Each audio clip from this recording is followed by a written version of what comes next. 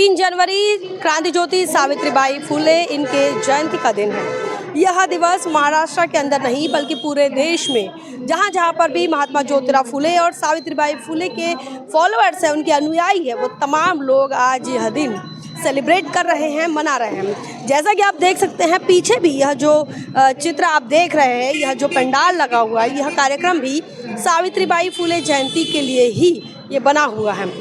महात्मा ज्योतिराव फुले और सावित्रीबाई फुले इन्होंने इस देश के अंदर एक क्रांति की शुरुआत की और इसीलिए इन्हें आधुनिक क्रांति के पितामह भी कहते हैं। सावित्रीबाई फुले और महात्मा ज्योतिराव फुले इन्होंने शिक्षा के आंदोलन की बागडोर संभाली, ना उसका नेतृत्व किया और बहुजन समाज के लिए जो हजारों साल से शिक्षा के दरवाजे बंद थे, ज्ञान से कोई दूर दूर तक नाता नहीं, ऐसी स्थिति में इन्होंने सारी परंपराओं को, सारी व्यवस्थाओं को जो है उसका खिलाफ जाकर उन्होंने नई शुरुआत की और बहुजन समाज के लिए शिक्षा के दरवाजे खोले, उन्हें अधिकार दिया पढ़ने लिखने का। और आज उनका जयंती का दिन है और इस जयंती के मौके पर कुछ चंद बातें ऐसी है जो हमें ध्यान रखनी चाहिए, जिन बातों को लेकर हमने उस पर सोचना चाहिए। सावित्रीबाई फुले इन्होंने सबसे ज़्यादा जो उनका सार्वजनिक जीवन रहा है, लगभग 40 साल तक उन्होंने सार्वजनिक जीवन में वो रहीं। कम उम्र में उनकी शादी हो गई और उसके बाद वो जैसे ही सांसारिक जीवन में आए, इसी के साथ साथ उनका सार्वजनिक जीवन शुरू हुआ। उनका पुणे के भीड़ेवाड़ा में उन्होंने पहली स्कूल खोली, सावित्रीबाई फुले और महात्मा ज्योतिराव फुले इन्होंने मिलकर। उसके बाद आपको ये बताएं कि वहाँ आद्य क्रांतिकारी कवयित्री भी है और इतना ही नहीं, सावित्रीबाई फुले यहाँ आद्य शिक्षिका है, पहली मुख्याध्यापिका है, जिसे कि हम ये कह सकते हैं कि वो हेडमास्टर पहली रही हैं और उन्होंने कई महिलाओं के लिए एक नई शुरुआत कर दी। उनके विद्यार्थियों में मुक्ता सार्वे का नाम आता है, उनकी साथी फातिमा बीबी शेख का नाम आता है, उनके जब भी उनका जिक्र आता है तो उस्मान शेख का नाम आता है, जिन्होंने उन्हें स्कूल खोलने के लिए, रहने के लिए जगह दी। और ये सारा बहुजन समाज के लोगों को जानना बहुत ज़रूरी है, क्योंकि बहुजन समाज आज जिस स्थिति में है, उस स्थिति में लाने के लिए, उन्हें शिक्षा का अधिकार दिलाने के लिए भारत के संविधान से पहले सावित्रीबाई फुले ने जो आंदोलन किया, अपने ऊपर मनुवादी ब्राह्मणवादी व्यवस्था का सारा जो दिक्कतें हैं, सारी की सारी समस्याओं को वह पार करते हुए निकली। उनके ऊपर लोग कीचड़ फेंकते थे और ये चाहते थे कि सावित्रीबाई फुले जो है वो पढ़ाने लिखाने का काम, SC ST OBC को और महिलाओं को पढ़ाने लिखाने का काम छोड़ दे, इसके लिए सारी कोशिश की गई। लेकिन वह सारी की सारी कोशिशों के खिलाफ सारे के सारे मनुवादी व्यवस्था के माध्यम से जितनी भी दिक्कतें और जितनी परेशानी, जितने भी रोड़े आए, उन तमाम रोड़ों को पार करते हुए सावित्रीबाई फुले अपना काम करती रहीं। और आज उन्हीं की बदौलत है कि आज महिलाओं के अंदर जो भारत में हम देख पा रहे हैं, और ख़ासकर SC ST OBC की महिलाएं और तमाम महिलाएं और यह बहुजन समाज में जितनी भी क्रांति हम देख पा रहे हो, और ये एजुकेशन के जो सेक्टर में जो देख रहे हैं, ये सावित्रीबाई फुले की देन है। उसका सारा श्रेय सावित्रीबाई फुले को जाना चाहिए। लेकिन व्यवस्था ऐसी नहीं है। आज भी जिन सरकारों ने यहाँ सरकार बनाई, देश में हो या महाराष्ट्र में हो, उन्होंने सावित्रीबाई फुले को उचित मान सम्मान नहीं दिया। बात करते हैं सावित्रीबाई फुले के साहित्य की, तो महात्मा ज्योतिराव फुले इनके साहित्य का बिल्कुल जिक्र होता है, गुलामगिरी का जिक्र होता है, किसानों का कोड़ा का जिक्र होता है और तमाम जितने भी किताबें महात्मा ज्योतिराव फुले ने लिखी, सार्वजनिक सत्य धर्म हो, उसका जिक्र होता है। लेकिन सावित्रीबाई फुले के साहित्य का जिक्र नहीं होता। जबकि सावित्रीबाई फुले ने जो काव्य फुले नाम की किताब लिखी, जो कविताओं का संग्रह उनका रहा, वो 1854 में सबसे पहले प्रकाशित हुआ।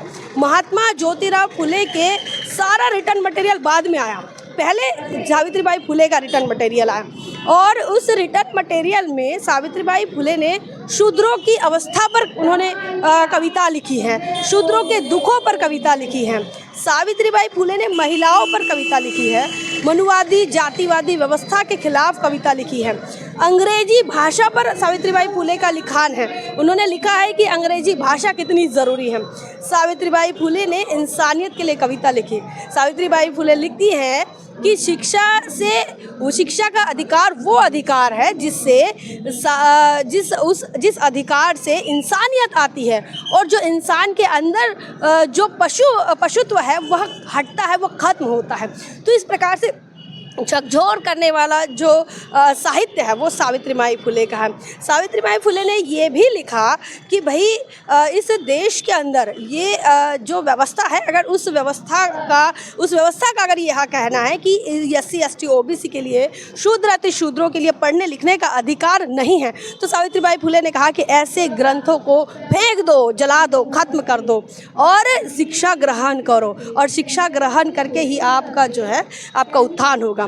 सावित्रीबाई फुले ने यह भी कहा कि भाई किसी घर परिवार में अगर एक पुरुष पढ़ जाए, पढ़ लिख ले, तो पुरुष अकेला ही शहाना बनेगा, अकेला होशियार होगा। लेकिन अगर किसी महिलाओं को शिक्षित किया जाए, किसी महिलाओं को पढ़ाया लिखाया जाए, तो वह अपने साथ पूरे परिवार को शिक्षित करती है। तो इस प्रकार के परिवर्तनवादी विचार और समाज में बदलाव लाने वाले जो विचार हैं वो सावित्रीबाई फुले के रहे। सावित्रीबाई फुले ने यह भी कहा कि जिन लोगों को इंसान है, बावजूद इसके इनको पढ़ने लिखने की इच्छा अगर नहीं है, तो ऐसे लोगों को इंसान नहीं माना जाना चाहिए। मतलब जिस इंसानों में शिक्षा का अभाव है वह इंसान नहीं है। और इसीलिए सावित्रीबाई फुले ने शिक्षा के आंदोलन पर काम किया। उन्होंने जिन विद्यार्थियों को तैयार किया, उन विद्यार्थिनी का ये कहना है कि उन्होंने धर्म पर प्रहार किया। उन्होंने व्यवस्था से सवाल पूछे कि हमारा धर्म कौन सा। मुक्ता साड़वे का उदाहरण हर जगह हम देते हैं और मैं हमेशा बताती हूँ कि 9 साल की मुक्ता साड़वे जो सावित्रीबाई फुले की कक्षा में पढ़ती थी, वो इस व्यवस्था से सवाल कर रही है कि भाई अब हमारा धर्म कौन सा।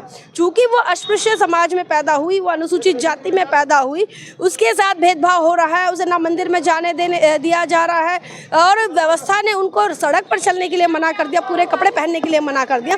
तो ऐसी व्यवस्था से सवाल कैसे किया जाए, ये मुक्ता साड़वे सवाल कर रही है। और ये पढ़ाया किसने? सावित्रीबाई फुले ने। तो इस देश में परंपराओं को तोड़कर हमें शिक्षा का अधिकार दिलाने वाली, पढ़ने लिखने का हक दिलाने वाली सावित्रीबाई फुले की आज जयंती है। सावित्रीबाई फुले ने अपने 40 वर्ष के पूरी उम्र में सामाजिक काम किया, राजनीतिक काम किया, चैरिटी की, उन्होंने दान दिया। उन्होंने नाइयों का जो है वो एक आंदोलन, नाइयों को आंदोलन करवाने के लिए तैयार किया कि वहाँ विधवाओं के केस ना काटे। उन्होंने जो है कुमारी माता की समस्या को सुलझाए। उन्होंने अनाथ बच्चों के लिए अनाथालय की शुरुआत की। उन्होंने 52 बोर्डिंग स्कूलों की स्थापना की और कई स्कूलों का निर्माण उन्होंने किया महिलाओं के लिए और SC ST OBC के लिए। चूँकि वंशवादी व्यवस्था ने, जिस 4 वर्णों की व्यवस्था ने शिक्षा के अधिकार को ब्राह्मणों के लिए ही सुरक्षित रखा था, मनुवादी व्यवस्था ने पढ़ने लिखने का अधिकार सिर्फ ब्राह्मणों के लिए, ब्राह्मण वर्ण के लिए ही रखा था, सुरक्षित रखा था, उनके लिए ही वो बना कर रखा था। सावित्रीबाई फुले ने यह जो शिक्षा का अधिकार है यह बहुजन समाज को दिया। ब्राह्मणों की महिलाओं को भी पढ़ने लिखने का अधिकार अगर किसी ने दिया तो वह सावित्रीबाई फुले है। और बावजूद इसके इतनी बड़ी क्रांति करने के बाद भी सावित्रीबाई फुले जो है वो कहीं ना कहीं इतिहास में उनका जिक्र बड़ा थोड़ा सा आता है। और वो उस जिक्र को करने के लिए भी बहुजन समाज के लोग और पूरे देश के लोग, सभी समाज के लोग जो है वो हिचकिचाते हैं। ये हिचकिचाहट रुकनी चाहिए, ये हिचकिचाहट जो है वो बंद होनी चाहिए। क्योंकि महापुरुषों का जो काम होता है उसका लिमिट नहीं होता, वो किसी सिर्फ एक जाति के नहीं होते, वो सभी के होते हैं। जैसे कि सावित्रीबाई फुले का काम है। सावित्रीबाई फुले ने जीवन भर तो काम किया महिलाओं के लिए, SC ST OBC के लिए, अकाल राहत के लिए और ये प्लेग की बीमारियों से रोगियों को सुधारने के लिए हर प्रकार से काम किया। और अंत तक वह मरते दम तक वह इसी काम में लगी रही। सामाजिक जीवन में सावित्रीबाई फुले का जो योगदान है उसकी कोई तोड़ नहीं, उसकी कोई तुलना नहीं है। और आज उसी सावित्रीबाई फुले की जयंती है। महाराष्ट्र में ही नहीं जबकि बल्कि सारे देश में सावित्रीबाई फुले को याद किया जा रहा है। बहुजन समाज पार्टी ने अपने शासनकाल में सावित्रीबाई फुले को, महात्मा ज्योतिराव फुले को उचित मान सम्मान दिया। उनके नाम से जिले बनाए थे, उनके नाम से स्कूलों की स्थापना की, उनके नाम से यूनिवर्सिटीज़ बनाई। ये इसीलिए क्योंकि बहुजन समाज को उनके आइकन पता चले और उनके माध्यम से किए हुए कार्यों का जिक्र हो, चर्चा हो। फिलहाल आज के इस 3 जनवरी के मौके पर आपका क्या कुछ मानना है? कैसे देख रहे हैं सावित्रीबाई फुले के आंदोलन को? कैसे देखते हैं महात्मा ज्योतिराव फुले के आंदोलन को? कमेंट सेक्शन में ज़रूर लिखिए। बने रहें नेशनल चौपाल पर। तब तक के लिए जय भीम, जय भारत।